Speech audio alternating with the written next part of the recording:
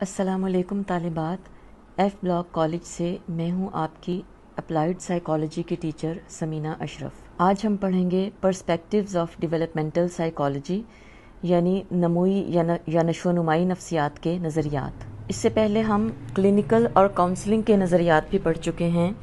नमूई नफ्सियात के नज़रियात भी क्लिनिकल और काउंसलिंग से मिलते जुलते हैं और ये हैं साइकोडायनेमिक या साइको एनालिटिक पर्सपेक्टिव यानी नफ्सी हरकी या तहलील नफ्सी का नज़रिया, बिहेवियरिस्टिक यानी किरदारियत का नज़रिया, कॉग्निटिव यानी वकूफ़ी नज़रिया और डेवलपमेंटल यानी नशो नुमाई नज़रिया।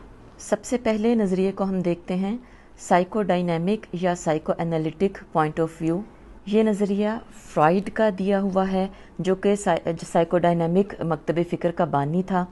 उसके मुताबिक अनकॉन्शियस या लाशऊर इंसान के तमाम तर बिहेवियर का ज़िम्मेदार होता है और बचपन की डेवलपमेंट के दौरान जो एक्सपीरियंसेस होते हैं जो इंसान के अनकॉन्शियस में चले जाते हैं वो सारी ज़िंदगी उसके किरदार को मुतासिर करते रहते हैं।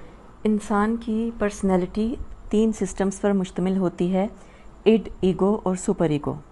पैदाइश के वक्त बच्चे के पास सिर्फ इड होती है, यानी वो तमाम जिस्मानी, हैवानी और बुनियादी ख्वाहिशात जो कि ज़िंदगी को कायम रखने के लिए ज़रूरी होती हैं।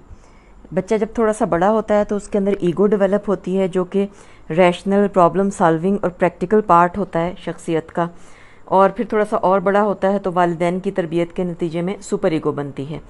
ये जो तमाम यानी इड से के बाद ईगो और सुपर ईगो बनने का जो अमल है ये साइकोसेक्सुअल स्टेजेस से गुजर कर होता है। पैदाइश के वक्त बच्चा ओरल स्टेज पर होता है, यानी दहनी मंजिल। ओरल का मतलब है कि इस स्टेज पर साइकोसेक्सुअल एनर्जी बच्चे के मुंह के साथ फिक्सेट होती है और बच्चा ऐसी एक्टिविटीज़ करना पसंद करता है जिनका ताल्लुक मुंह के साथ हो। उसके बाद साइकोसेक्सुअल एनर्जी एनस के साथ एसोसिएट हो जाती है और उसके बाद फैलिक स्टेज आती है जिसमें कि बच्चे के सेक्सुअल ऑर्गन उसकी इंटरेस्ट का ज़रिया बन जाते हैं। फिर दरमियान में लेटेंसी स्टेज आती है और एंड पर जेनिटल स्टेज आती है जो कि एक हेल्दी पर्सनैलिटी की स्टेज होती है और जब बच्चा बालिग हो जाता है। अगर इन तमाम स्टेजेस में से किसी एक स्टेज पर भी बच्चे की नीड्स ज़रूरत से ज़्यादा पूरी हों या ज़रूरत से कम पूरी हों तो सारी ज़िंदगी के लिए उस स्टेज के साथ बच्चे की फिक्सेशन रहती है। मसलन अगर ओरल स्टेज पर बच्चे की चूसने की या खाने पीने की ख्वाहिश मुनासिब हद तक पूरी ना हो तो बड़े होने तक फ्रॉइड के मुताबिक ओरल कैरेक्टर बच्चे के अंदर मौजूद रहता है। इसी तरह अगर एनल स्टेज पर अगर टॉयलेट ट्रेनिंग बहुत हार्श हो या बहुत ज़्यादा लूज़ हो तो एनल कैरेक्टर पैदा हो सकता है वगैरह। बचपन में होने वाली जो कॉन्फ्लिक्ट्स हैं जो कि जब इड और सुपर ईगो के दरमियान जो कॉन्फ्लिक्ट्स पैदा होती हैं और ईगो उनको अगर रिजॉल्व ना कर सके तो फ्रॉइड के मुताबिक ये कॉन्फ्लिक्ट्स, ये कश्मकशें आगे तक जाती हैं और एडल्ट लाइफ इनका असर रहता है। इंसान उन कश्मकशों को दबाने के लिए ईगो डिफेंस मैकेनिज़्म अपनाता है जो अगर ज़रूरत से ज़्यादा हो जाएं तो नफ्सियाती अमराज भी जन्म ले सकते हैं। बच्चों की नशोनुमा के बारे में फ्रॉइड के इस नज़रिए पर बहुत ज़्यादा तनकीद भी की गई और इस क्रिटिसिज्म का मेन पॉइंट ये था कि फ्रॉइड ने कभी भी बच्चों को सिस्टमेटिकली स्टडी नहीं किया बल्कि उसने अपने क्लिनिकल पेशेंट्स को स्टडी करके बच्चों की डेवलपमेंट का ये पूरा नज़रिया वज़ा कर लिया। लेकिन बच्चों की डेवलपमेंट के बारे में इस नज़रिए की बहुत सारी बातें दुरुस्त भी मानी जाती हैं। बच्चों की या इंसान की डेवलपमेंट के बारे में जो दूसरा नज़रिया है वो है बिहेवियरिस्टिक पर्सपेक्टिव यानी किरदारियत का नज़रिया। किरदारियत पसंदों के मुताबिक तमाम तर किरदार सीखा जाता है, एनवायरनमेंट यानी माहौल के असर से बनता है और उसके बनने में लर्निंग के असूल कार फरमा होते हैं। वॉटसन ने क्लासिकल कंडीशनिंग का असूल पेश किया और उसके मुताबिक इंसान का तमाम तर बिहेवियर क्लासिकल कंडीशनिंग से बनता है। उसके मुताबिक इंसान के अंदर इन्नेट रिस्पॉन्सेस या जिबिल्ली जो किरदार होता है वो बहुत ही कम होता है और ज़्यादातर किरदार इंसान क्लासिकल कंडीशनिंग के असूलों के तहत सीखता है। पैदाइश के वक्त बच्चे का जहन एक साफ़ तख्ती की मानंद होता है और माहौल उसके ऊपर जो भी असरात मुरतब करता है वो उसकी शख्सियत का हिस्सा बन जाते हैं। स्किनर ने किरदारियत को आगे बढ़ाते हुए कहा कि इंसान का किरदार इंस्ट्रूमेंटल कंडीशनिंग के असूलों के तहत तश्कील पाता है।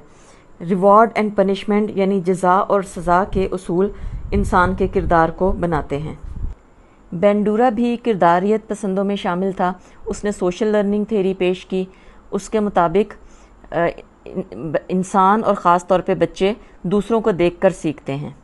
इसको मॉडलिंग या लर्निंग थ्रू इमिटेशन भी कहा जा सकता है। इंसान की डेवलपमेंट को एक्सप्लेन करने वाला अगला नज़रिया है कॉग्निटिव पर्सपेक्टिव। कॉग्निशंस यानी वकूफ़ से मुराद वो प्रोसेसेस हैं जिनके ज़रिए इंसान अपने इर्द गिर्द की दुनिया का नॉलेज हासिल करता है। मसलन परसेप्शन, इदराक, memory, thinking, problem solving, intelligence, imagination वगैरह। कालर और वालक ने ये नज़रिया पेश किया कि इंसान का माइंड जो है वो एक कंप्यूटर की तरह एक्ट करता है। जिस तरह एक कंप्यूटर में एक इनपुट होता है, इंफॉर्मेशन उसके अंदर कीबोर्ड के ज़रिए या किसी तरीके से डाली जाती है, फिर उसके अंदर एक प्रोसेसर होता है जो कि उस इंफॉर्मेशन के ऊपर प्रोसेसिंग करता है और फिर उसका आउटपुट की सूरत में उसका रिज़ल्ट बाहर आ जाता है। तो वकूफ़ी नज़रिए के मुताबिक इंसान का माइंड भी एक कंप्यूटर की तरह ही है जो कि बाहर के असरात को कबूल करता है, फिर माइंड के अंदर जाकर उसके ऊपर प्रोसेसिंग होती है और उस अंदरूनी प्रोसेसिंग के नतीजे में कोई रिस्पॉन्स या रिएक्शन फ़र्क देता है जो कि बाहर के लोगों को नज़र आता है। डेवलपमेंटल पर्सपेक्टिव्स में अगला जो पर्सपेक्टिव है उसको हम डेवलपमेंटल पर्सपेक्टिव्स ही कहेंगे।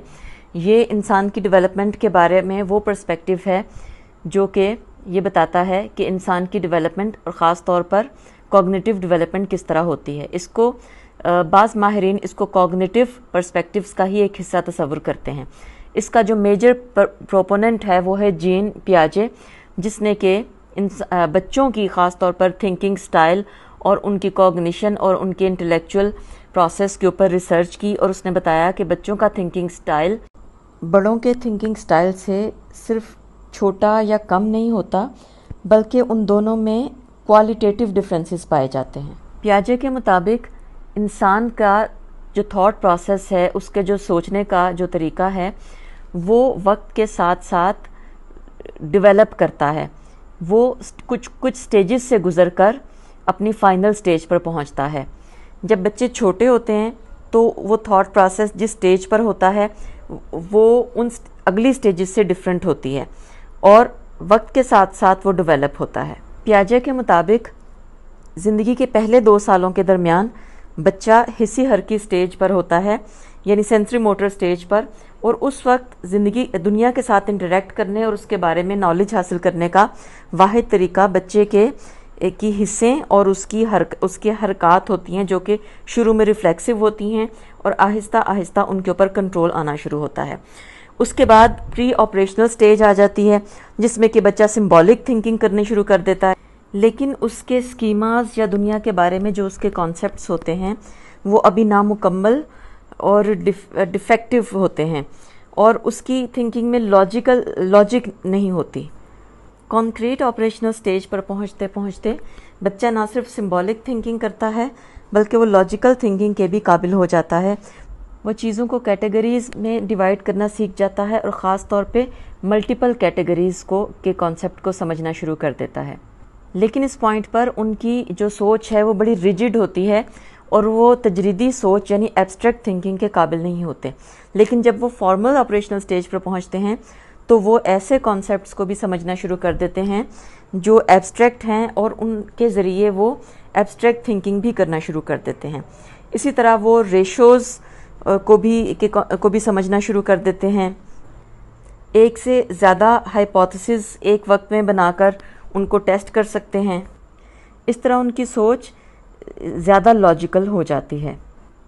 तो ये पियाजे का नज़रिया था जो कि डेवलपमेंटल जो नज़रियात हैं उनमें बहुत अहम हैसियत रखता है और उसके नज़रिए ने बच्चों के बारे में उस वक्त की मौजूदा सोच को रेवोल्यूशनाइज़ कर दिया।